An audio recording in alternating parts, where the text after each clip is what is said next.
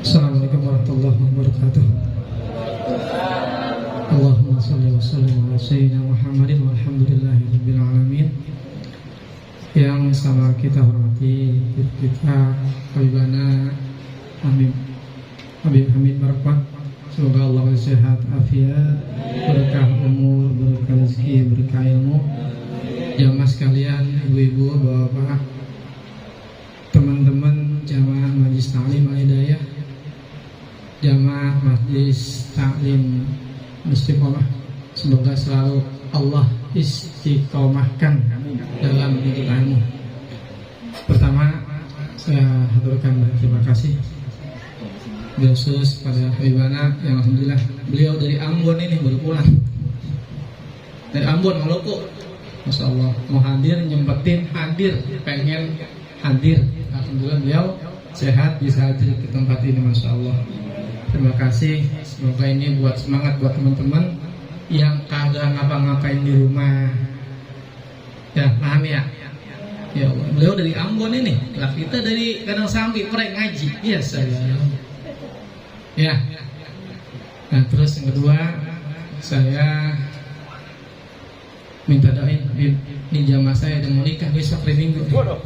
Nih, Bang Hasan Zakir, doain biar lancar ijab kabulnya. Amin. Jadi kalau Zakir nama Allah Rahman. Amin. Terus siapa lagi? Adit. Itu si lama kali. Bang Firman. Ya, kapan ente? 16. Tapi mudah-mudahan ya lancar. Terus buat ponakan anaknya Abang. Misalnya Nuzul Furqan. Nanti insyaallah mudah-mudahan juga akan nikah. Anak yang kedua Nuzul Furqan insyaallah ikutin. Terus nih Ucon, nih ikutnya gini insyaallah biar banyak. Bang Roji, kapan Bang Roji? Duda. Iya biar cepet dapet ya insyaallah. Amin. Terus doain Bib juga jamaah ada yang belum dihadirkan anak, mudah bisa hadir anaknya, jadi turut ayun buat semuanya. Dan juga mohon maaf ibu-ibu kebanyakan nih, mohon maaf ya, katanya kemalaman kalau sampai 9:30 gitu. Saya bilang sebulan sekali abang dia memang laki. Cuma sekali. Ya. Iya katanya alasan gitu, malaman katanya pada malu. Ya lain ngaji malu. Lah kalau MR ribuan orang lagi kalau nyambut kagak malu. Ya, gitu ya. Mudah-mudahan Allah kasih ilmu yang manfaat dunia akhirat, dan semoga Allah datangkan Rasul ke rumah kita, mampir ke rumah kita, mampir dalam mimpi kita semuanya. Ya, mudah-mudahan keberkahan ilmu yang dapat dari majlis ini, mudah-mudahan Allah hadirkan buat kita semuanya, dan minta doa dari beliau mudah-mudahan yang pada kurang sehat Allah sehatin afiatin. Doain buat abang saya yang katanya positif corona sama abang saya. Mudah-mudahan Allah kasih sehat, mudah-mudahan sehat semuanya dah. Yang pada kurang sehatnya juga doain lagi orang sehat, semoga Allah sehatin afiatin semuanya. Al-Fatihah. Bismillahirrahmanirrahim. Alhamdulillahirabbil alamin arrahmanir rahim maliki yaumiddin. Iyyaka na'budu wa iyyaka nasta'in ihdinas siratal mustaqim siratal ladzina an'amta 'alaihim ghairil maghdubi 'alaihim waladdallin. Sekian, assalamualaikum warahmatullahi wabarakatuh. Assalamualaikum warahmatullahi wabarakatuh. Waalaikumsalam warahmatullahi wabarakatuh. Alhamdulillah wa syukrillah. Alhamdulillah ala ni'amillah. Alhamdulillah hamdan yuwafi ni'amahu wa yukafi mazidah. Allahumma lakal hamdu syukra wa lakal mannu fadla wa anta rabbuna haqqa wa nahnu abiduka sidqa wa anta lam tazal lidzalika ahla. Allahumma ya muyassir fil asir wa ya jabir kulli kasir wa ya sahib kulli farid wa ya mughni kulli faqir wa ya ma'man kulli makhif ya qadi al hajat anta a'lam bi hajatina kullaha wa qad hajat al hadirin وقد حاجات الحاضرين بخير ولطف عافية ومن تمنى بأن ترزقهم يا ربنا الذرية فارزقهم وأنت خير الوارثين بسر ربنا رب لا تذرني فردا وأنت خير الوارثين ومن أراد أن يتزوج يا الله فسهل زواجهم يسر أمورهم وافتح الأبواب التيسير والمعونة والأرزاق والبركة وارجعل زواجهما زواجا مباركا محفوفا بالخيرات البركات وارزق الجميع الذرية الطيبة يا أرحم الراحمين ومن يا ربنا مرض منا ومن أهلنا فأنت الشافي وأنت المعافي فاشفنا وعافنا واشفي مرضانا عافي مبتلانا يا أرحم الراحمين. أما بعد, yang sama-sama kita muliakan sahibul haj, sahibul bait, sahibul majlis akhina Ustaz Dahab Khalid beserta keluarga dan ibu beliau, semoga Allah berikan kesehatan wal afiat kepada mereka dan inayah dan keberkahan dalam segala urusan mereka, amin. Juga orang tua kita Bapak Haji Wawi Ahmad As-Sawi, semoga Allah berikan kesehatan, panjang umur, kuat iman, diberikan keberkahan pada keturunan dan keluarganya dan segenap para hadirin hadirat, baik laki-laki ataupun wanita ataupun anak-anak. Semoga kita semua dalam inayah riayah Allah Subhanahu wa taala. Insyaallah apa yang dicita-citakan, apa yang kita harapkan ketika kita pasang niat, kita datang di majelis, ya, majelis ilmu, majelis zikir, apalagi majelis maulid, di mana di dalamnya ada salawat, ada salam atas kekasih Allah Nabi Muhammad, dan juga doa-doa yang sudah kita baca dan kita aminkan dalam doa maulid tadi. InsyaAllah apa yang kita hajatkan Allah beri. Amin. Asal kita yakin, asal kita mantap, asal kita terus doa, ya. Sebab terkadang ada hajat-hajat yang Allah terima doa kita, tapi waktunya agak lama. Ada yang sedang, ada yang cepat, ya. Nah, itu semua atas ilmunya Allah, hikmah dari Allah, ya. Ada bahkan dikatakan bahwa orang yang ditunda hajatnya sama Allah itu karena Allah cinta sama dia, karena Allah sayang sama dia, ya.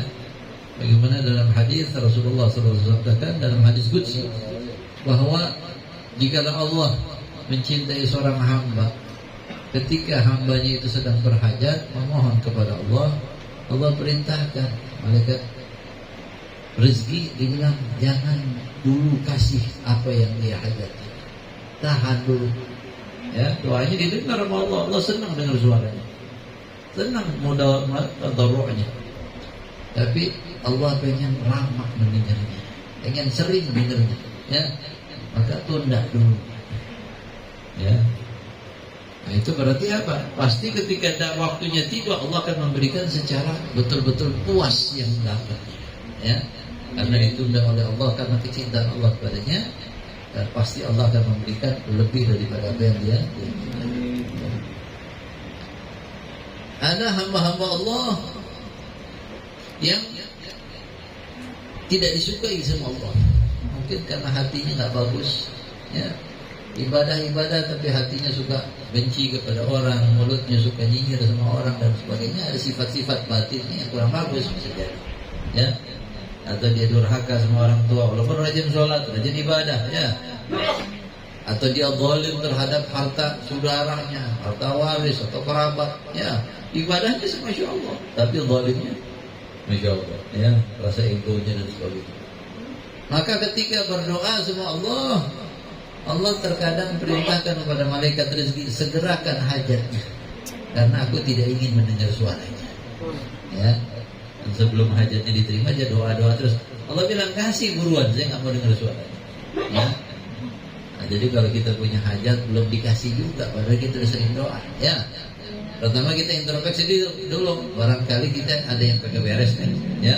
Ada penghalang-halang daripada doa kita diijabah oleh Allah.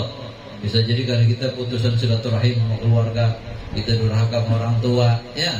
Atau kita menzalimi harta orang lain, ya. Atau menelantarkan hak-hak orang yang harus kita perhatikan haknya, baik istri atau kerabat. Nah, kalau kita merasa oh nggak ada, nah, berarti insya Allah Allah ingin memberikan yang besar buat kita, ya. Jadi jangan kecewa, jangan berseterus. Paling nggak itu berdoa itu adalah ibadah kepada Allah. Doa hiya ibadah. Doa mukhul ibadah. Rasul sabdakan doa itu ibadah. Bahkan Rasul katakan dalam hadis yang lain, doa mukhul ibadah. Sub-subnya, otaknya daripada ibadah adalah doa.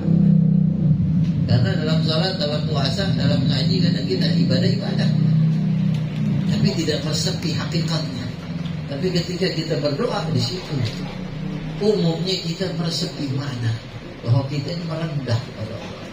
Kita menyaksikan bahwa kita ini fakir, kita butuh, kita nggak berdaya untuk mendapatkan apa yang kita inginkan, dan kita percaya dan memohon bahwa Allah yang sanggup memberi kepada kita. Nah, itu intisari ibadah di situ. Ya, harusnya dalam salat kita begitu, yang dalam Quran begitu, dalam sedekah begitu, ya, dalam haji begitu, dan dengan bentuk kefakiran kita.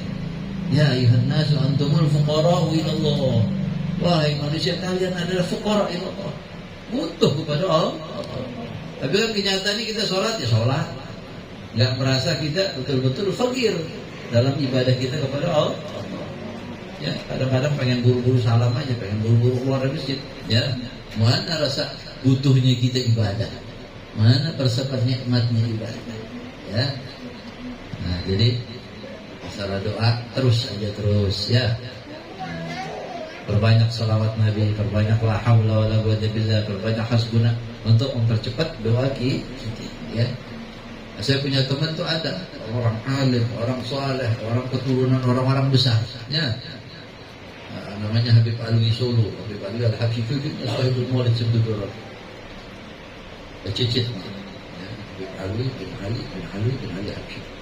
Lama dia nikah. Mungkin 11 tahun atau 9 tahun. Pengen punya anak jelas. Ya. Pasti itu. Dia ulama, dicinta sama orang ya. Luar biasa. Ya. Dimana dia datang orang cinta sama dia. Karena akhlaknya dari kecil sudah ditempa sama orang-orang saleh. Subhanallah. Begitu dia dapat anak setelah 9 atau 11 tahun, dapat anak kembar laki 2. Langsung kembar 2 laki. Ya. Saya istilahnya punya anak 4 semuanya perempuan. Ya. Ya sama aja, cuma artinya tetap aja kita pengen ada kayak satu gitu yang laki, ya kan? Ya begitu orang nih, punya anak laki pengen perempuan juga, ya enggak? Nah, bapak-bapak nih, bukan hanya ibu-ibu, bapak-bapak, ya, anak laki pengen juga dia punya perempuan. Kebalik kan ya begitu, anak laki, anak perempuan, lo pengen lah. Ya. Kalau orang-orang dulu kan kadang-kadang pengennya laki, mulu bapak-bapak nih, ya. Saya punya teman cerita kemarin, dulu baru berapa hari yang lalu cerita. Saya punya bapak itu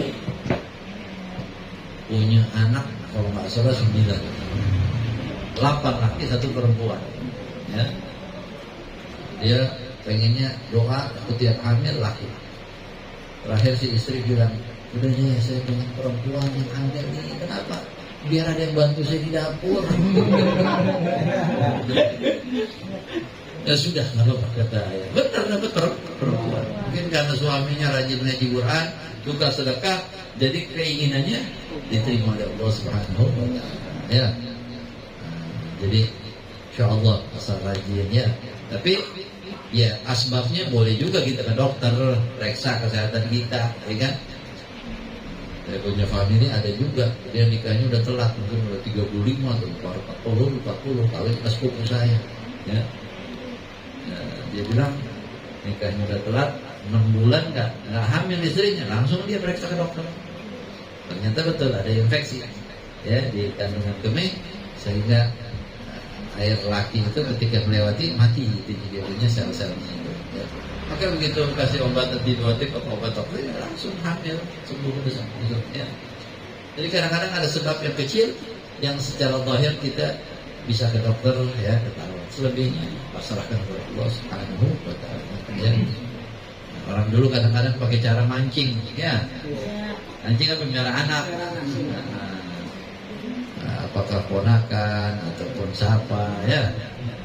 Insya Allah kalau dia sudah sayang sama anak yang kecil, anak yatim apalagi ya, Allah tahu maksudnya dia. Ya, nah, Insya Allah ya digenepin sama Allah dapat anak yuk. Ya.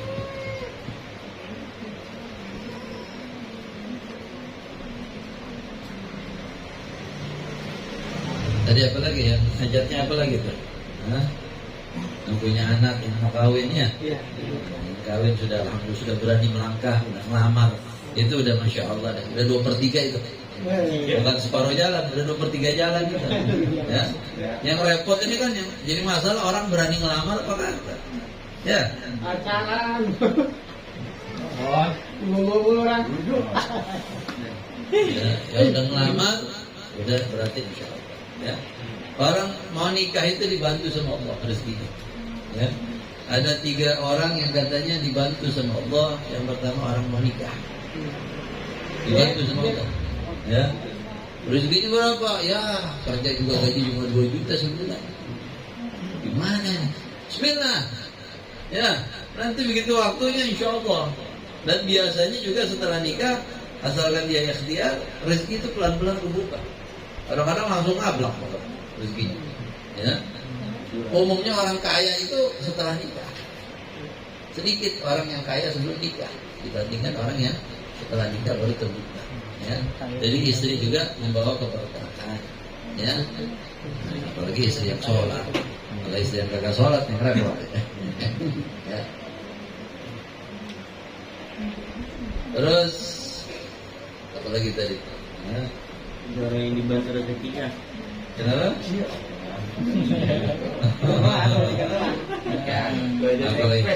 Oh ya, orang yang pertama dibantu sama Allah, orang yang mau nikah. Yang kedua mau bangun rumah. Nah itu orang bangun rumah, bisa langsung berani ngelangkah aja, berani mulai dah. Udah tanah dia bangun fondasi, duit selanjutnya kagak tahu bagaimana. Insya Allah udah berani memulai dengan fondasi, insya Allah. Ya. Kebuka pertolongan Allah Subhanahu wa taala. Yang penting rajin sholat, ibadah rapi, insyaallah. Ya. Yang ketiga orang mau pergi haji. Ya. Apalagi zaman dulu orang mau haji kan gampang-gampang aja. Kalau sekarang mau pergi haji kan enggak. Mesti nunggu. Apalagi musim Covid begini ya. Tapi memang nyata. Ya, istilahnya banyak orang pergi haji itu di luar dugaannya. Ya. Ada mata rezekinya, ya. Saya punya jamaah Salim tuh di Cakung, orang Banten tinggal di Jakarta. Ya saya dulu kan kasarnya hari Jumat dapat duit, sebenarnya berangkat tuh ya berapa 5 juta ya kan kebetulan dia dapat rezeki nomplok atau bagaimana, mungkin jual tanah bagaimana ya. Dia punya satu orang sesepuh deh di desa sana di Malang, cerita sama saya. Dia ini ulama di sana, orang ahli ibadah zaman dulu udah meninggal. Mungkin kalau ada sekarang usianya 105 kali kalau ada. Ya. Meninggal usia 99 atau 98. Dia bilang, saya ini tiap kali orang di kampung dia pergi haji, sekelilingnya kan pasti diundang ya, tasyakuran, baca ratib, yasin ya.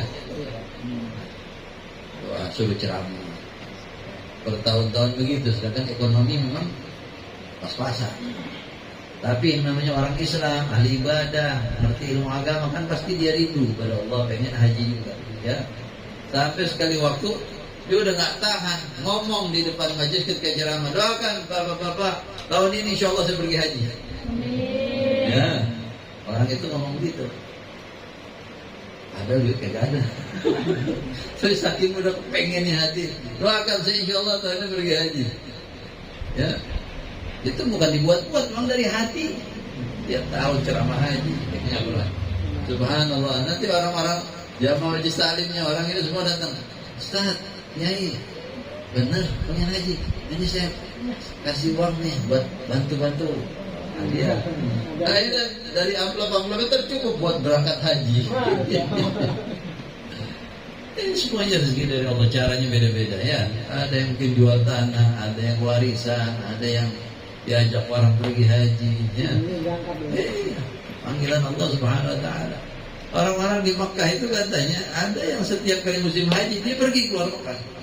Orang pada pengen ke sono dia keluar Mekah. Ada yang liburan ke Eropa, ada yang ke Amerika. Ya. Nah ini kan kasarnya memang Allah nggak pengen. Bayangin dia bisa pergi haji tiap tahun. Dia pergi liburan. Rumahnya dikontrak ya. Buat orang pergi haji. Sewa. Kalau luar daerah.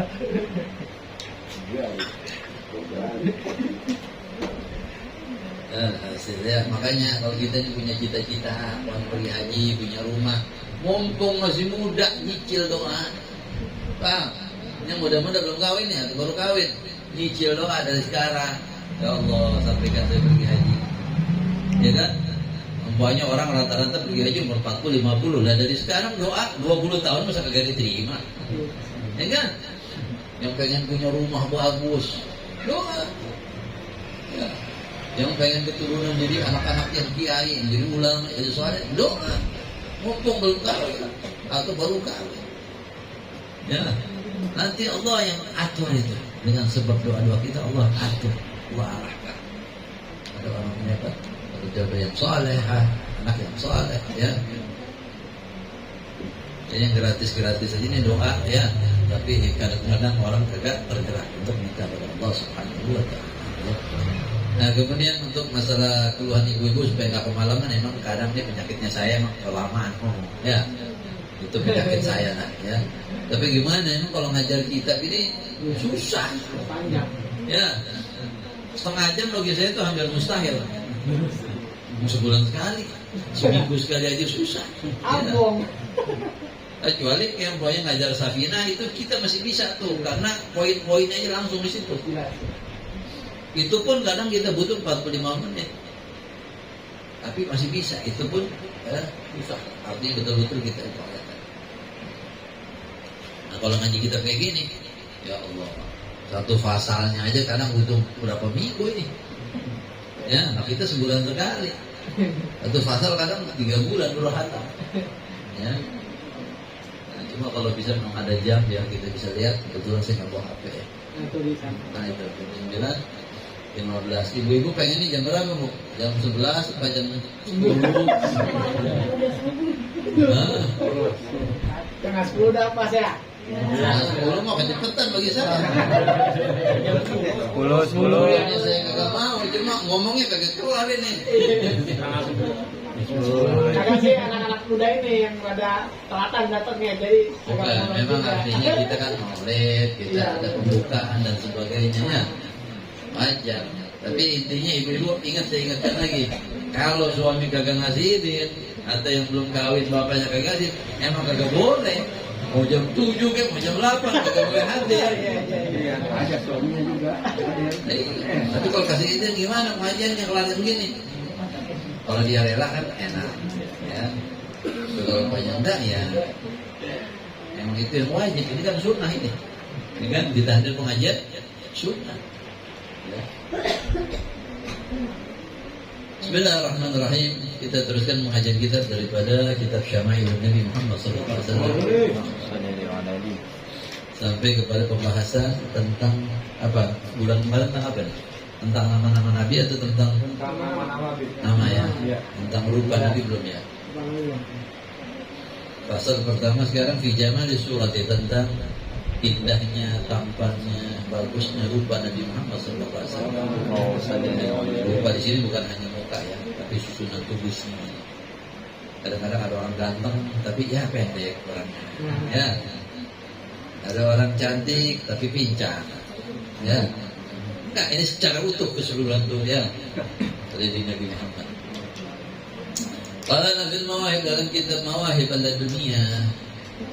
I'lam tersebut dinukil di sini. I'lam ketahuilah anna min tamamil iman bihi sallallahu alaihi wasallam, bahwa di antara kesempurnaan iman kita kepada Nabi kita Muhammad, ya kan, iman kita kepada Allah, iman kita kepada Muhammad, iman kita kepada para rasul, iman kita kepada malaikat, iman kita kepada kitab-kitab, ya, yaumil akhir, rukun iman. Nah ini yang kedua ini tentang Rasulullah sallallahu alaihi wasallam. Dia katakan di antara kesempurnaan iman kita kepada Rasulullah Al-iman bahwa kita harus meyakini. Iman itu tasdik, mempercayai, meyakini dengan hati, dengan suluh. Bi anna Allah, bahwasanya Allah menjadikan rupa tubuh Nabi Muhammad dalam satu bentuk yang belum pernah muncul seperti Nabi Muhammad sebelumnya ataupun sesudahnya manusia siapapun juga. Artinya tidak ada manusia sebelum Nabi atau sudah Nabi yang sama dengan Nabi Muhammad dalam rupanya. Kita nggak bicarakan akhlaknya atau ketinggian derajatnya, dalam rupanya yang lebih tampan, yang lebih indah, yang lebih wibawa, lebih sempurna proporsi tubuhnya, jarinya, tangannya, rambutnya, giginya, hidungnya, matanya, pipinya, punggungnya, rambutnya. Tidak ada manusia sebelum Nabi Muhammad dari sejak Nabi Adam yang menyamai Nabi Muhammad ataupun sesudah. Meskipun dengan Nabi Yusuf. Iya. Nabi Yusuf dikatakan qatiya syatrul husn. Nabi Yusuf itu diberikan oleh Allah separuh ketampanan manusia. Separuh, artinya manusia keindahannya, kecantikannya, andaikan dikumpulkan ada pada sosok Sayyidina Yusuf alaihissalam. Tapi Nabi kita Muhammad qatiyal husn kullu, diberikan ketampanan, keindahan, kesempurnaan tubuh 100%. Jadi Nabi Yusuf itu baru separuhnya, Nabi Muhammad 100%. Lantas bagaimana kok cerita sampai Siti Zulaiha dan para wanita teman-teman sampai terpesona, tergoda, terfitnah, fitnah di sini tergoda. Sedangkan tidak ada riwayat bahwa para wanita zaman Nabi Muhammad tergoda kepada Nabi Muhammad. Di sini bukan berarti Nabi Yusuf lebih ganteng, lebih hebat, tidak. Tapi Nabi Muhammad SAW pertama, nur nubuahnya itu begitu dahsyat sehingga orang gentar ketika melihat Nabi. Ya, wibawanya begitu hebat sehingga hati orang, jangankan wanita, laki-laki aja gentar. Sampai sahabat-sahabat mengatakan bahwa kami ini tidak pernah puas melihat mandang wajah Nabi Muhammad. Dalam arti nggak bisa mandang lama-lama, baru nengok sedikit langsung nunduk. Sehingga kami kalau ditanya bagaimana tentang detil-detil wajah Nabi Muhammad nggak sanggup sahabat. Itu satu. Ya. Makanya riwayat-riwayat yang ada tentang wajah Nabi Muhammad nanti disebutkan di sini sebagian. Itu umumnya sahabat-sahabat kecil yang melihat Nabi Muhammad. Sayyidina Ali yang memang dari kecil dipiara di rumah. Dari umur 7 tahun dipiara Nabi Muhammad. Ya, minta kepada pamannya Abu Talib karena pada saat itu lagi musim susah, ekonominya lagi susah. Rasulullah meringankan bebannya, ambil Ali bin Abi Thalib dipiara. Sampai hijrah Nabi Muhammad SAW, sampai dinikahkan dengan Siti Fatimah. Banyak riwayat bahwa Rasulullah mukanya begini, badannya begini. Atau dari Hindun bin binti Khadijah. Ya, Siti Khadijah ini kan janda ketika nikah Rasulullah, punya anak.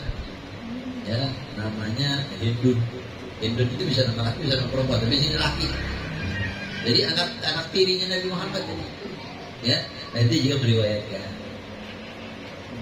Ya, saya lupa Siti Khadijah anaknya 2 atau 1 dari suami yang sebelumnya, dan menikah 2 kali sebelum pada Nabi Muhammad yang ketiga kali. Ya. Nah, itu Rebib, anak tiri Rasulullah SAW. Ya. Nah, itu meriwayatkan dia mukmin, dia muslim, sahabat. Ya. Kemudian siapa lagi sahabat?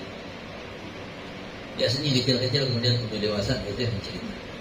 Ya. Kemudian yang kedua, bahwa ketampanan dan keindahan Nabi Muhammad tidak semuanya diungkap kepada sahabat. Allah tutupi sebagian. Kenapa? Nggak kuat. Kalau ditampakkan seluruhnya nggak kuat mata manusia memandang. Padahal sahabatnya orang-orang pilihan Allah yang imannya tuh, kokohnya jiwanya itu beda dengan Allah, kuatkan lebih daripada kita. Ya. Tapi itu pun masih Allah tutupi sebagian daripada apa yang Allah bentuk pada diri Nabi Muhammad, baik itu zahirnya ataupun batinnya. Ya. Jadi memang kenapa nanti disebutkan ya oleh Al-Imam Al-Qurtubi ya dalam kitab Lam yadhhar lana tamamu husni, tidak nampak bagi kita kesempurnaan indahnya tampannya Nabi Muhammad sallallahu alaihi wasallam, li'annahu law dhahara lana, sesungguhnya dikarenakan kalau nampak kepada kita kesempurnaan indahnya Allah ciptakan Nabi Muhammad, lama tagat ta'yunna, tidak akan sanggup mata kita memandang Nabi Muhammad sallallahu alaihi wasallam. Ya. Manusia ini kadang-kadang kalau melihat sesuatu yang betul-betul luar biasa, kadang-kadang nanar matanya, otaknya pun bisa goyang. Ya, kalau ada orang lihat tabrakan atau ada orang terkapar berdarah-darah, ya kadang-kadang kita melihat tuh goyang dah, matanya tuh nanar. Ya, nggak kuat. Kadang ada yang pingsan, ada yang kayak hilang akal sebentar, ya nggak kuat ya. Ya. Itu keindahan Nabi Muhammad SAW memang ditutup oleh Allah supaya manusia kuat. Nanti di alam akhirat atau di alam barzakh itu baru dalam kehidupan yang berbeda nampak semua. Ya. Akan kalau di kalangan kaum tasawuf itu para wali-wali yang mereka ini banyak dari wali-wali itu yang bisa melihat ruhaninya Nabi Muhammad SAW secara ya Allah, secara bukan dalam keadaan tidur. Wali-wali yang sudah jiwanya bercahaya, rohnya kuat, bisa memandang roh Nabi Muhammad dalam kehidupan barzakh. Ya, katakan seandainya ada seorang yang diberikan kekuatan jiwa, keberanian 40 macan, 40 singa, punya hati kayak 40 macan, kemudian nampak ya ruh Nabi Muhammad dalam bentuk yang sesungguhnya di alam barzakh, niscaya malam itu akan jatuh, tak sanggup. Makin dahsyat cahaya kenabian, ya, dan wibawa Nabi Muhammad, sehingga orang yang punya jiwa keberanian 40 macan aja akan jatuh. Ya, tapi kalau para wali-wali memang Allah berikan kekuatan. Ya, itu baru mereka yang nggak ketemu sama Nabi Muhammad, tapi sahabat lain lagi, maupun lebih tinggi. Mereka bisa melihat Nabi Muhammad dalam bentuk kehidupan zahirnya, walaupun itu pun sudah ditutup oleh Allah sebagian. Ya.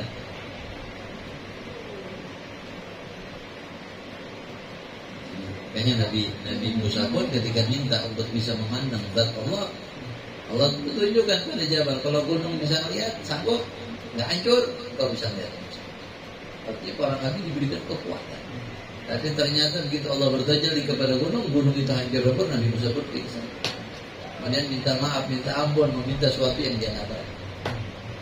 Rasulullah SAW diberikan kekuatan sehingga dalam Mi'raj memandang zat Allah tanpa di mana, tanpa bagaimana, tanpa tak bisa dibayangkan. Ya. Nah, tapi nanti di penduduk surga, orang-orang mukmin di surga diberikan kekuatan. Mereka bisa memandang zat Allah, bisa memandang berkumpul dengan baginda Nabi Muhammad SAW. Ya. Berkata Imam Al-Busiri, pengarang Burdah, ya, فهو الذي تم معناه وصورته ثم اصطفاه حبيبا بارئ النسم منزه عن شريك في محاسنه فجوهر الحزن فيه غير منقسم. Dan dialah Rasulullah yang telah sempurna surahnya, rupa zahirnya dan batin. ثم اصطفاه, sempurna zahirnya dan batinnya, sifatnya, kemudian Allah pilih sebagai Habib Allah, bari'un nasani, oleh Allah sang pencipta manusia. Munazzahun an syarikin fi mahasini, beliau ini enggak ada satupun manusia yang serikat, artinya yang sama, menyerupai Nabi dalam keindahannya. Apapun juga keindahan Nabi Muhammad, baik wajahnya atau apanya atau sifatnya. Fajauharul husni fi ghairakan mungkasimi, seumpama satu buah permata, ya, permata intan yang paling besar, yang paling indah, yang paling jernih, yang paling gemerlap, yang enggak ada permata yang sama itu. Ya, cuma satu-satunya. Ghaira mungkasimi, enggak ada lagi yang kedua. Ya. Kalau batu-batu yang lain kadang-kadang ada nih tandingnya banyak. Ya, ada yang lebih cakep, ada yang sama, ada yang beda-beda tipis. Ya, tapi kalau batu-batu intan yang memang istimewa itu, ya, yang sudah di-cutting apalagi itu, ya, yang sudah dipotong, ya, yang sisi-sisinya gemerlap, ya, itu kan dilihat dari kejernihannya. Ada kotorannya nggak bilang, oh nggak ada jernih. Kalau istilah orang tukang batu bilang flawless, nggak ada cacatnya. Ya, kemudian warnanya macam-macam.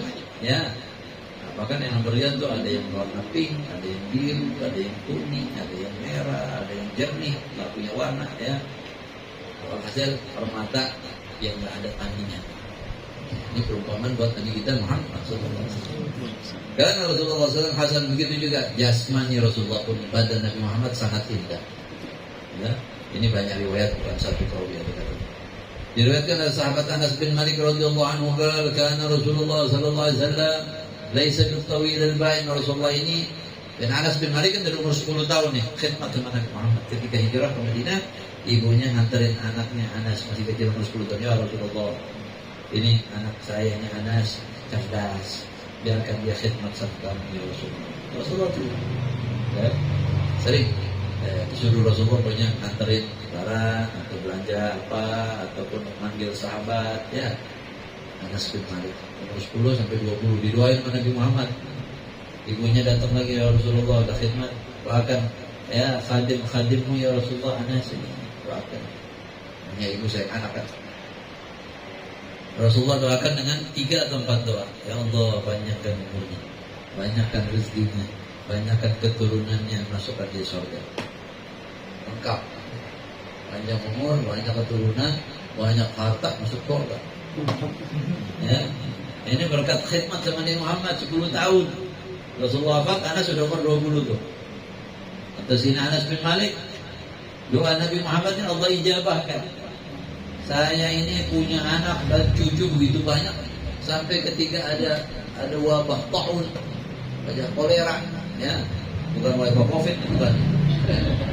Kalau wabah COVID kan ini kemungkinan sembuhnya lebih tinggi ya. Ini kolera, kadang-kadang hitungan sehari atau berapa hari mati tuh orang. Yang sembuh jarang. Zaman dulu, kalau sekarang udah ada obatnya. Saya nguburin anak cucu saya dengan tangan saya sendiri, masuk ke liang lahat, itu 70 anak cucunya dia masuk. Itu yang meninggal, apalagi masih hidup, ya, atau meninggal normal. Kasih punya umur sampai 100 tahun, punya harta kebun korma yang begitu luas. Orang lain kormanya panen setahun sekali, korma saya setahun 2 kali kepanen. Setahun 2 kali panen. Panen orang mana setahun sekali, korma di mana-mana. Ini 2 kali. Berkat tuh Nabi Muhammad SAW. Ya. Kemudian tinggal satu apa? Masuk surga aja belum. Yang belum mati. Apakah? Ya. Itu sahabat Anas bin. Sampai ada kisahnya. Sayyidina Anas bin Malik ini ketika tinggal di Basrah di Irak, dari Kufah. Rasulullah wafat, sahabat-sahabat sudah banyak meninggal, dia udah tua. Tiap mau musim Ramadan keluar pada mau melihat hilal. Lihat hilal dan bang, saya melihat tuh hilal bulan. Yang lain pada melihat, mana itu? Sanggoti itu orang ulama besar, mana? Nggak ada yang lihat. Dilihat Anas bin Malik, ternyata ada uban melengkung di sini. Tutupin matanya di depan, uban putih. Hilal kan kecil. Dia comot, coba lihat lagi ada nggak? Nggak ada. Ini uban itu. Nanti saking tuanya dia. Kata Anas bin Malik, kan Rasulullah SAW Rasulullah itu tidak jangkung, sedang rata-rata agak tinggi sedikit, tapi tidak jauh. Wala bil qasir, tidak juga pendek. Wala bil abyad al ahmaq, tidak juga putih meletak. Ya, putih yang kagak ada warna lain tuh putih kayak orang bule gitu. Tidak. Wala bil adam, tidak juga coklat kayak kita orang Indonesia. Wala bil ja'ad, tidak juga keriting kayak orang Afrika. Wala bis sabat, tidak juga lurus kayak orang Cina. Ya, orang kita Indonesia juga banyak yang lurus ya. Tapi masih ada yang punya ikal, ada yang keriting dikit-dikit ya.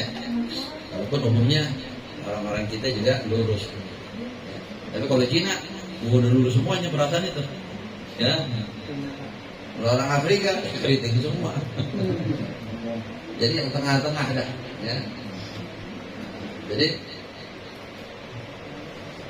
tidak amhaq, putih yang sangat-sangat putih yang tidak ada warna merah-merahnya, ya kayak orang bule. Nah, itu tidak. Rasulullah putih bercampur ke merah. Wal adam yang tadi dikatakan Rasulullah tidak putih juga tidak coklat, adam asmar ya kuning coklat lah, ya, gitu ya. Coklat sawo deh, ya sawo matang boleh. Asal yang sawo busuk aja. Tidak juga keriting yang melengkung-melengkung itu kayak orang Afrika, ya. Dan Rasulullah SAW rajilan marbu'an, bahwa Rasulullah rambutnya itu ikal. Jadi lurus tapi ada keriting sedikit, tujuannya ikal, ya. Marbu'an itu artinya sedang antara orang jangkung dan orang pendek, tengah-tengah, agak lebih condong sedikit ke arah jangkung sedikit, tinggi sedikit. Ba'ida ma bainal mankibain, antara dua bahunya itu lebar. Ya, ada orang kan kayak kita bahunya biasa, ya, tapi ada orang yang bahunya lebar, kok gagah itu. Ya. Azimul jummati ila syahmatul udhun, rambutnya itu tebal sampai bawah kuping. Tapi ada riwayat sampai ke bahu.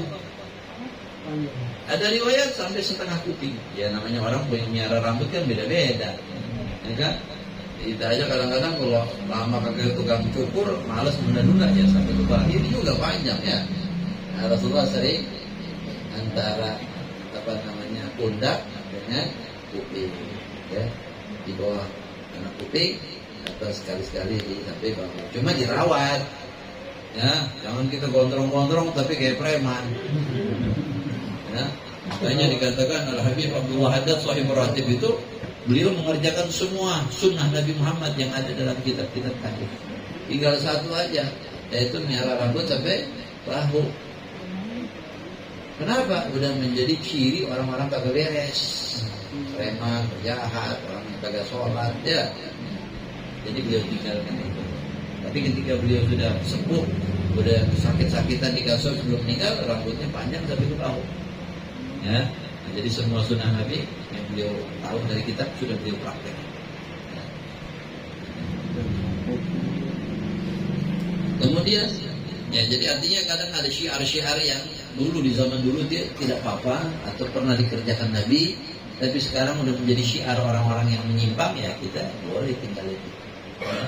Kayak orang-orang Syiah pakai sorban hitam. Ada riwayat Nabi Muhammad pakai sorban hitam. Sayyidina Ali pakai sorban hitam ada. Sahabat yang lain juga ada yang pakai sorban hitam. Ya. Tapi sudah sekarang ini udah menjadi syiar, ciri orang Syiah. Seperti pikiran ulama-ulamanya. Bagi kita faham Syiah itu faham yang melenceng, yang sesat. Ya, maka jangan kita tiru cara mereka. Walaupun hanya pakaian. Ya. Gitu juga cara Wahabi di Saudi, mana ulamanya orang-orang sana pakai penutup kepala tuh kayak selendang di kepala tutupin yang merah-merah ya. Tahu nggak? Namanya gutroh. Gutroh. Ya. Mereka nggak pakai sorban imamah kayak gini, padahal ini sunnah Nabi dan sunnah sahabat. Mereka senangnya pakai itu. Ya. Nah ini kadang-kadang orang kita pergi haji pulang-pulang pakai gitu. Kadang-kadang buat Jumatan dipakai begitu. Pakai ikol, tahu ikol? Hah? Yang kayak kabel itu ngelilitin kepala. Nah itu gitu juga, itu juga bukan pakaian Nabi Muhammad, pakaian orang Bedui itu. Orang Bedui. Ya, itu gunanya juga buat orang banyak lagi pergi di padang pasir naik onta. Nah ontanya itu kadang kalau nggak ada pohon buat diikat, tinggal dicopotin aja igalnya itu, taruh di dengkulnya onta, agak bergerak dia. Ya. Nanti kalau mau jalan lepas lagi, baru taruh kepala dia, buat ngikat gutroh. Ya. Nah, kadang ulama orang-orang kita pergi haji ditiru. Sunnahnya pakai sorban, pakai imamah, ya, pakai rida selendang di pundak, pakai sorban, pakai jubah.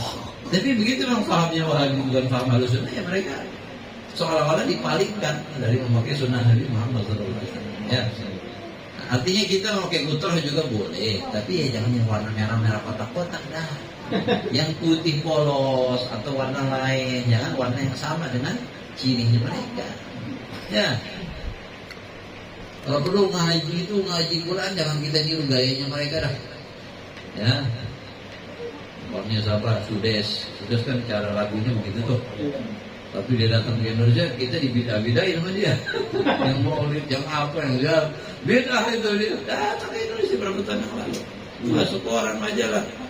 Fatwanya bikin kaget orang itu. Kita pada kagum sama dia. Kita disesatkan. Makanya saya kadang-kadang kalau lagi dengar orang imam niru lagunya dia, kagak enak, kagak nyaman. Yang lagu yang lain kan banyak tuh. Ya. Lamar deh. Kalau yang syurem, ya masih enak tuh yang syurem. Ya.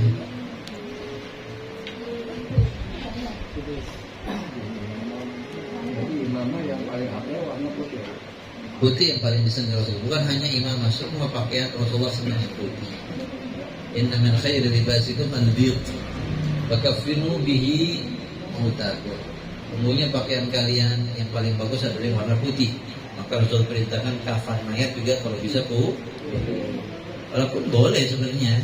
Adanya kagak yang putih, adanya apa hitam kayak hijau. Ya udah, yang penting nutupin mayat, ya. Tapi kalau bisa putih itu yang terbaik, ya. Rasulullah punya sorban hijau, sorban di kepala, punya hitam, punya putih. Sayyidina Jibril dan para malaikat itu dikatakan ketika hadir perang Badar mereka pakai sorban kuning. Ya. Jadi boleh-boleh aja kita pakai. Yang penting jangan yang jadi ciri orang-orang paham yang bukan golongan ahli sunnah wal jamaah. Ya.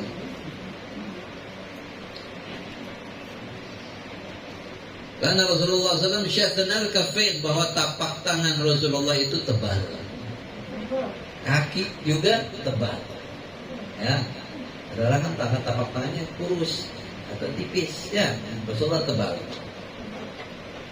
Bakhamar ras, kepalanya besar. Kepala yang besar menunjukkan orang cerdas biasa. Ya. Lihat Habibie itu, bawa kepalanya gede. Ya, cerdas. Dhakhmal karadis, tulang-tulang persendiannya juga besar. Ya, tentu orang laki-laki yang itu ya sterak lah, kekar buat perang, buat apa ya kan? Tawilul masrubah. Idza masya takaffuan, kalau berjalan itu takaffuan artinya cepat. Ya. Seperti bukan begitu. Seperti perahu berjalan kiri kanan tuh. Kalau perahu kan sontak ya, seperti begitu. Seolah-olah orang lagi turun dari tanah yang di atas menuju ke bawah. Nah,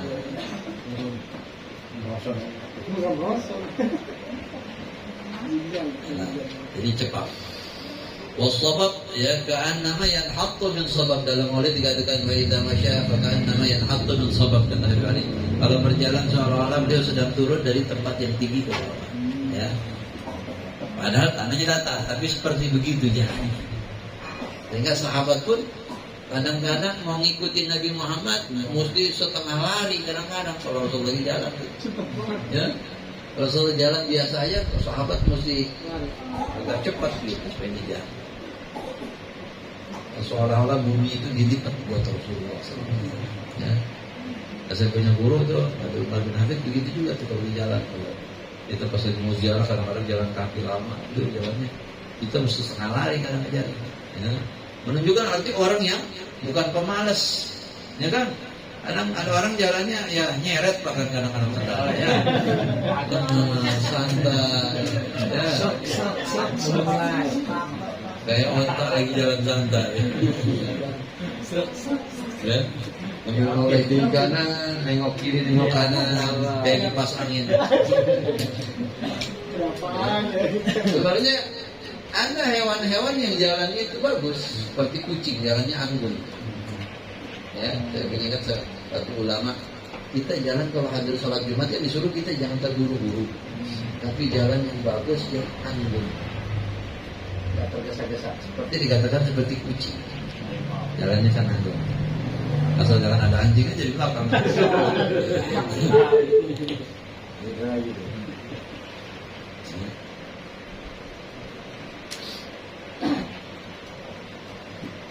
Sampai mana tadi kita? Kalau berjalan cepat. Bahkan Rasulullah SAW dalam riwayat yang lain, dan rambutnya itu ikal. Walam yakun bil mutahhar wala bil mukalzam. Rasulullah itu tidaklah wajahnya bundar, ya, tapi ada sedikit bundernya, tapi oval lah, ya, bukan oval-oval banget gitu, ya, tapi ada sedikit bundar sedikit aja, tapi bukan bundar bulat begitu, tidak, ya.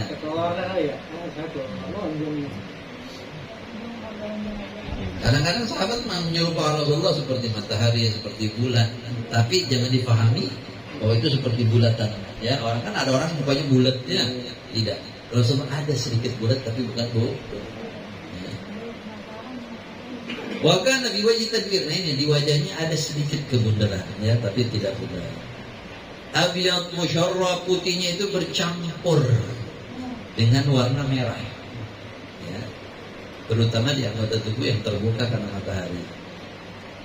Ad'ajal ainin, matanya itu ad'aj. Ad'aj itu artinya hitam-hitamnya matanya sangat hitam. Ya, ada orang yang coklat, ada yang hitam, tapi ini hitam banget, hitam-hitamnya. Dan matanya itu belok lebar, besar. Ya, nggak sipit. Kemudian putihnya itu, putih-putihnya mata itu agak bercampur warna kemerahan, rata. Itu kalau bagi orang Arab bagus. Itu dianggap suatu syahamah, sifat kejantanan. Matanya seperti itu, ada warna-warna merah, ya. Kalau kita kadang-kadang kita lihat ada yang merah, cuma merahnya karena ada apa, luka atau ada apa, ya kan? Ya. Jadi seperti mengkilap gitu, ya, putih yang bercampur dengan warna merah.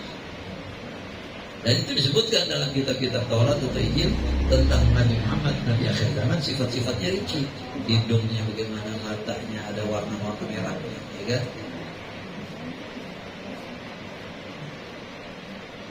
Ahadab al-ashfa, bulu matanya itu lebat, lentik dan lebat, sehingga kadang-kadang seperti terlihat seperti kayak apa ya, kayak semak saling masuk satu sama yang lain begitu. Ya, sakit lebat. Jarirul musyash wal katid, tulang-tulang pundaknya itu besar, ajrat, tapi punggungnya itu tidak berbulu. Dadanya pun tidak berbulu, hanya dari dada itu ada seperti satu tongkat tipis bulu dari dada sampai ke pusat. Selebihnya tidak ada bulu di kiri kanannya Nabi Muhammad. Ya. Kalau kita kadang-kadang ada yang bulu tapi merata gitu, ya, banyak melebar walaupun kagak lebat. Ada yang lebat banget tuh, ya, orang barat. Ada yang bahkan punggungnya itu berbulu. Punggung orang barat, sebagian orang Arab tuh punggungnya berbulu. Ya. Rasulullah tidak, hanya dadanya itu seperti satu tongkat tipis di dadanya sampai ke pusat.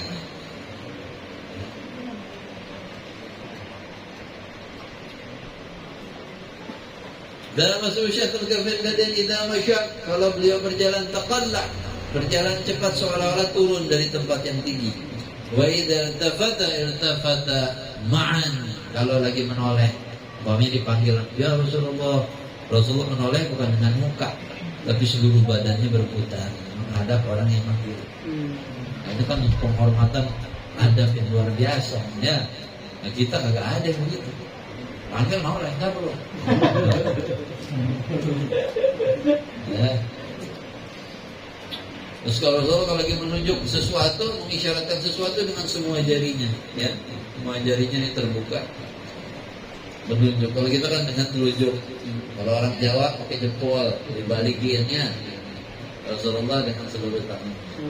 Mana yang lebih afdal? 1 jari atau 5 jari?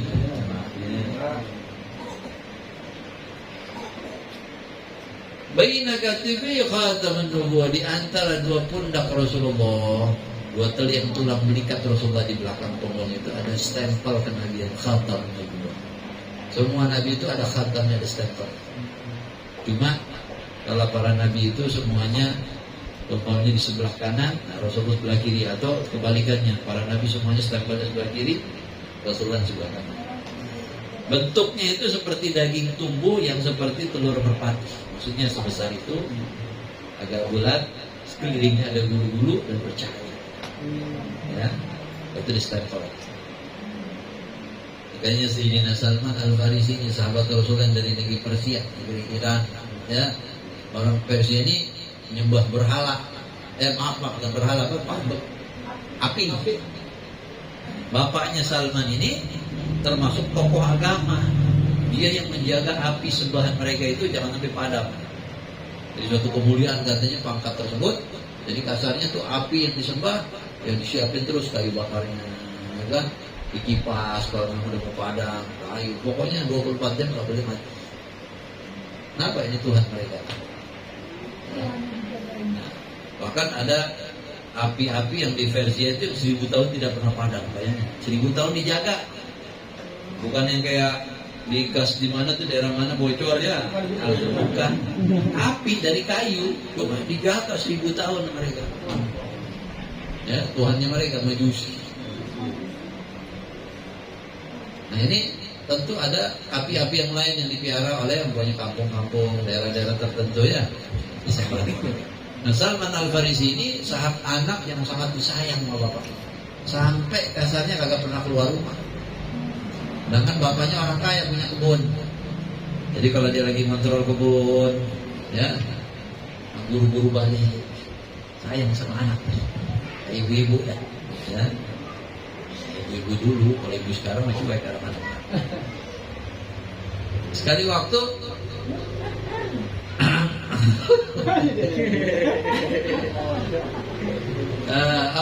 sekali waktu ayahnya sedang sibuk dalam urusan yang lain, menyuruh Salman, ya Salman, saya lagi sibuk. Sekarang coba kau lihat itu kebun-kebun saya, ya. Tapi jangan lama-lama. Sungguh kalau kamu lama-lama ini saya khawatir, ya. Sungguh harta saya ini nggak ada apa-apanya dibandingkan kamu. Ya, kalau kamu kenapa-napa itu bagi saya itu lebih daripada hilangnya harta saya sama. Ya. Berangkatlah Salman Al-Farisi. Ya dia tahulah kebun bapaknya. Nah di tengah perjalanan dia melewati satu gereja. Para Nasrani sedang beribadah berdoa di situ. Ya. Nah mungkin ibadahnya orang Kristen zaman dulu berbeda dengan zaman kita ya. Karena zaman dulu itu terkadang masih ada ajaran-ajaran Islam Kristen yang benar, yang tersisa daripada ajaran Nabi Isa. Macam-macam sekte, ya. Atau masih sedikit ada lebih banyak kebenarannya daripada pemalsuan-pemalsuannya, ya. Makanya dirubah-rubah kan. Gitu melihat, apa ini? Dia nengok ke situ, dilihat, oh, sungguh agama mereka ini lebih bagus dari agama saya yang bagus. Maka asyik dia lihat di situ sampai sore. Sampai bapaknya khawatir, akhirnya dia pulang. Kemana aja kamu? Ya bapak, tadi saya keluar, lewat di satu tempat ibadah. Di situ ada orang-orang Nasrani ibadah gini-gini. Agama mereka lebih bagus daripada agama kita. Bapaknya bilang, tidak, agama kita lebih bagus. Tidak, ini lebih bagus. Akhirnya bapaknya ngurung si anak itu, ya, ngurung diikat bahkan pakai entah pakai tali atau pakai belenggu, ya, pokoknya sampai keluar rumah, di rumah aja. Sampai Salman Al-Farisi, namanya anak masih dalam fitrah kan, tumbuh.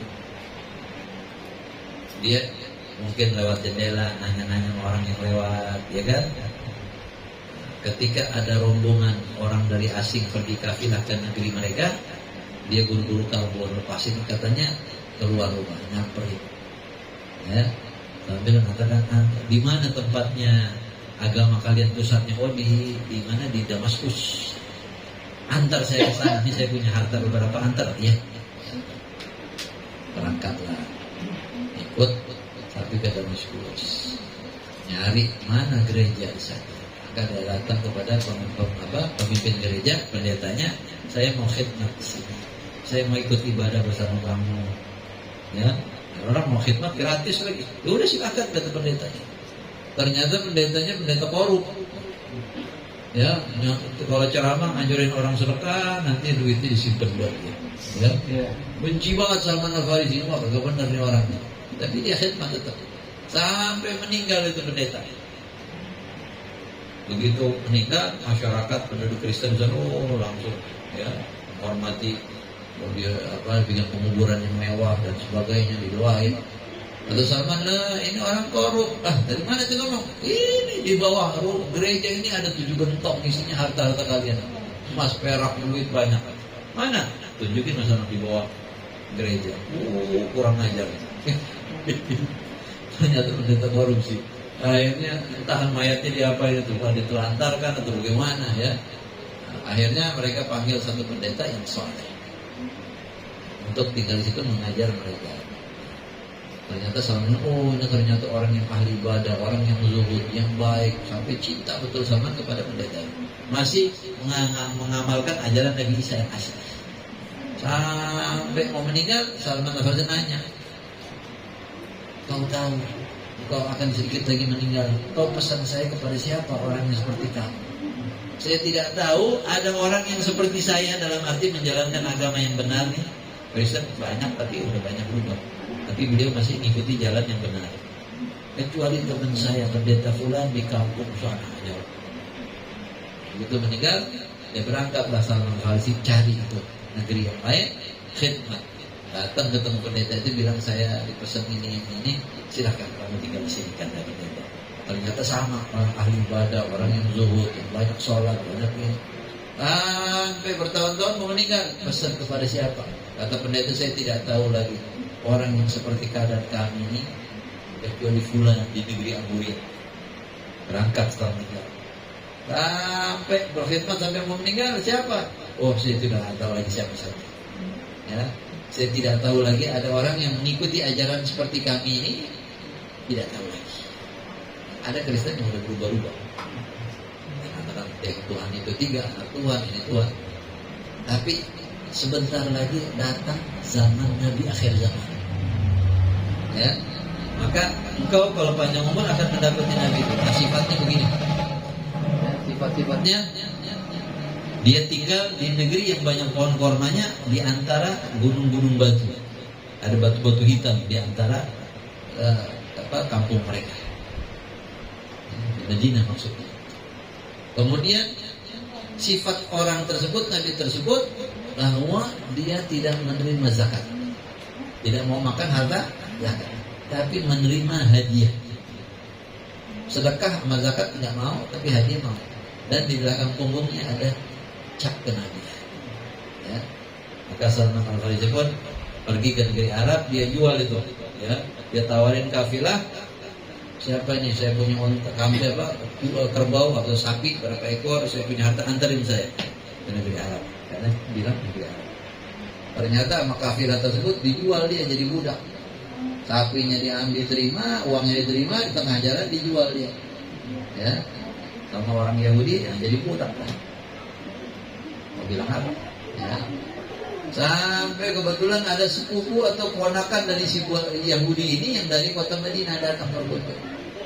Tertarik melihat Salman Al-Farisi, dia beli itu budak. Dia bawalah ke Madinah. Kata Salman, begitu saya masuk kota Madinah, saya lihat, ini sudah kota yang disebutin pendeta itu. Ya, maka berkhidmat di situ. Dia nggak dengar bahwa Nabi Muhammad sudah muncul di Mekah, sudah dapat risalah. Ya. Sampai Rasulullah hijrah ke Madinah, baru beliau mendengar Nabi Muhammad. Dia kumpulkan harta dari upahnya dia bawa ke Nabi Muhammad kepada para sahabat. Saya lihat kau pendatang bersama sahabat-sahabatmu, ini sedekah buat kamu. Rasulullah berupa korma ya, kasih sahabat makan, tapi Rasulullah tak makan. Ini satu kata Salman Al-Farisi. Dalam hati kan ini satu kan. Besok berapa hari kemudian dia bawa lagi korma, kumpulin dia. Saya lihat kamu tidak makan sedekah, ini hadiah buat kamu. Maka Rasulullah pun makan bersama sahabat. Kata Salman 2. Tinggal 1 lagi buat mastiin ya. Maka diselidiki di belakang, dilihatin Nabi Muhammad dari belakang punggungnya. Ya. Rasulullah paham dia mau cari sesuatu. Rasulullah buka kain sorbannya yang menutupi punggung. Ya. Jadi zaman dulu kadang-kadang orang cuma sarung, kain aja menutup, ya. Kadang-kadang Rasulullah pakai gamis, ya. Begitu dilihat langsung Salman Al-Farisi nangis, mencium punggung Rasulullah, mencium tadi. Kenapa saya menghadaplah kau, kata Rasulullah. Baru dia ceritain kisahnya. Oh, ajib Rasulullah pun takjub dengan ceritanya, ya. sebagai bukti kebenaran kenabian Nabi Muhammad SAW dan sudah disebutkan oleh kitab-kitab samawi sebelum Nabi Muhammad SAW. Nah ini udah jam 10:05 deh ya. Udah apa-apa, udah ada sebagian. Udah sebagian keluar ibu-ibu deh ya. Batu tanda isyarat ya. Nah intinya kita ini belajar, tujuan kita ini walaupun ilmu sedikit, kita ini undang turunnya rahmat ya. Apalagi malam Jumat kita nyebut Nabi Muhammad, undang turunnya rahmat, kehadiran para malaikat, dan juga menambah kecintaan kita kepada Nabi Muhammad SAW ya. Nah, ada satu amalan kita baca ya malam Jumat ini ya. Katakan siapa yang membaca salawat ini sekali dapat pahalanya 1.000.000 hasanah. Malam Jumat disuruh kita baca 10 kali atau 7 kali dah saya lupa. Ini sahabat Abdullah bin Abbas, dia yang ngarang tuh. Dibaca malam Jumat. Ada yang baca 7 kali, ada yang baca 10. Mungkin sebagian udah pada pernah dengar tuh.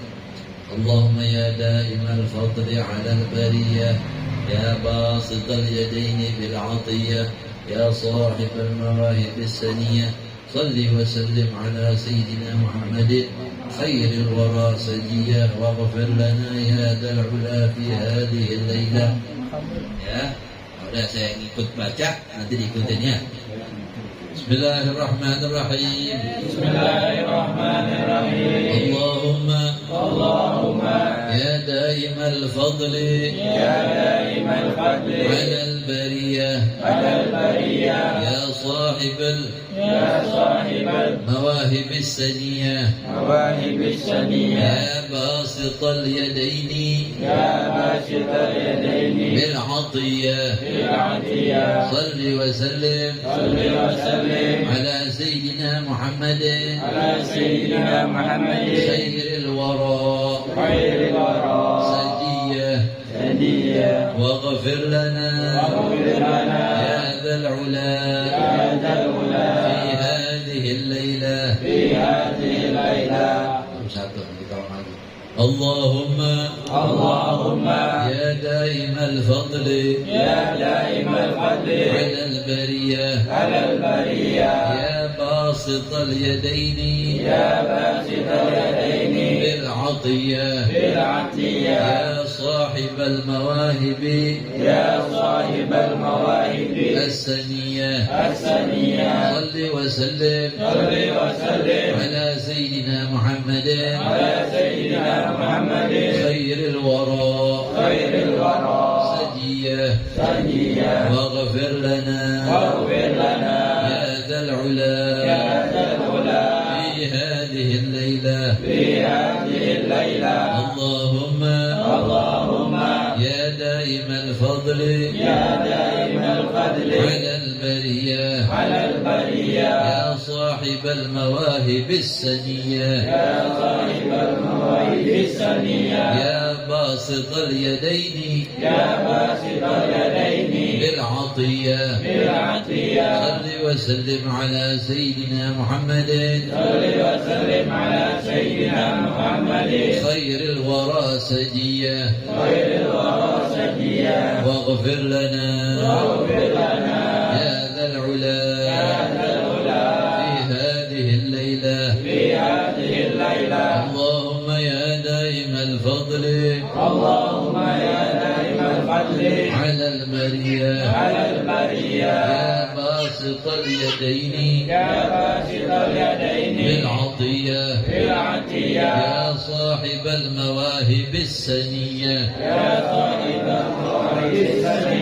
صل وسلم على سيدنا محمد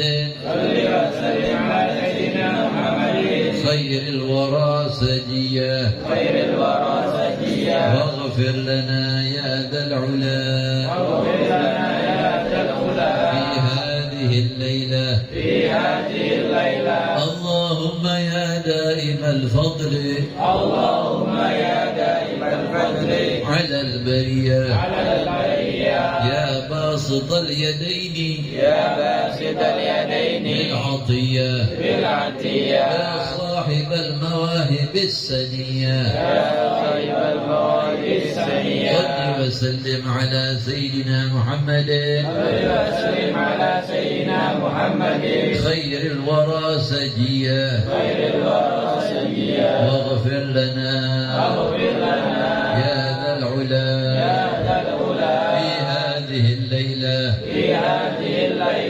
اللهم يا دائم الفضل على البرية يا باسط اليدين بالعطية يا صاحب المواهب السنية صل وسلم على سيدنا محمد خير الورى سجيا واغفر لنا يا ذا العلا في هذه الليلة اللهم يا دائم الفضل على البرية يا باسط اليدين بالعطية يا صاحب المواهب السنية صل وسلم على سيدنا محمد خير الورى سجيا واغفر لنا يا ذا العلا في هذه الليلة اللهم يا دائم الفضل على البرية يا باسط اليدين بالعطية يا صاحب المواهب السنية صل وسلم على سيدنا محمد خير الورى سجيا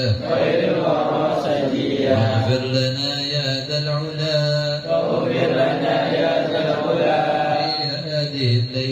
في هذه الليلة tinggal 3 lagi kita baca bareng-bareng bersama-sama cepat ya.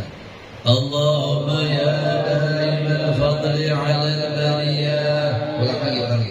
Allahumma ya daimal fadli ala al-bariyah ya basit al-yadayn bil 'atiyah ya sahib al-mawahib as-saniyah salli wa sallim ala sayyidina Muhammadin khairil wara saniyah waghfir lana ya dhal-'ula fi hadhihi al-laylah Allahumma ya daim al-fadli 'ala al-bariyah ya basit al-yadayn bil 'atiyah ya sahib al-mawahib as-saniyah salli wa sallim ala sayyidina Muhammadin khairil wara saniyah واغفر لنا يا ذا العلا في هذه الليلة اللهم يا دائم الفضل على البرية يا باسط اليدين بالعطية يا صاحب المواهب السنية صل وسلم على سيدنا محمد خير الورى سجيا واغفر لنا يا ذا العلا في هذه الليلة قبول الفاتحة.